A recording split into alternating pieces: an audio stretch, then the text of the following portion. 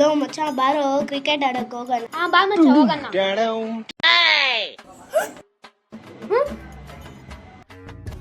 ಹುಯ್ ಏನಾಯ್ತು ಇರೋ ನೋಡ್ತೀನಿ. ಹೌದಾ ಹೌದಾ ನಾನು ದೊಡ್ಡವನಾದ್ಮೇಲೆ ಈಸ್ಕೊಳ್ತೀನಿ ಬೈಕು. ಇವಾಗಲೇ ನೀನ್ ಮಾಡ್ತೀನಿ ನೋಡಿ ಸೈಕು.